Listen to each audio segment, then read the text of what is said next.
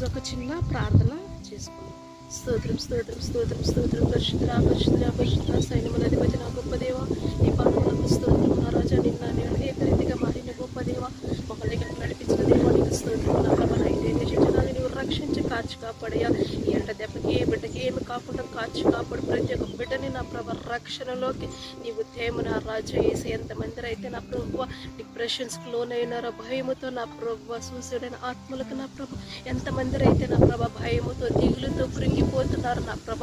ఎంతమంది అయితే వ్యాధిగ్రస్తులున్నారో వాళ్ళని ముట్టి నజరుడని యేసునామమున ముట్టి స్వస్థపరచుము నా రాజా. యేసయ్యా గొప్ప తండ్రి, దావీదు కుమారుడు, ప్రతి ఒక్క బిడ్డ మీద నీ ఆత్మను కుమ్మరించి నా ప్రభ, ప్రతి ఒక్క మొరని నీవు ఆలకించిన ప్రభ, ప్రతి ఒక్క బిడ్డని నీవు రక్షించి కార్చి కాపాడే అభివృద్ధిని కూడా నీవు దాయిచ్చేన రాజా. ఈ యొక్క భాగ్యాన్ని, ఈ యొక్క స్లాకని నాకు ఇచ్చిన దేవానికి వందనములు స్తోత్రములు చెల్లిస్తూ ఆవితో అభిషేకంతో ప్రార్థన శక్తిని బలముగా నా మధ్యలో దింపమని నా ప్రభ, మా పరిచర్యను కూడా దీవించి ఆశీర్వదించమని నజరుడైన యేసుక్రీస్తు నామములో వేడుకుంటున్నాను లోక రక్షక.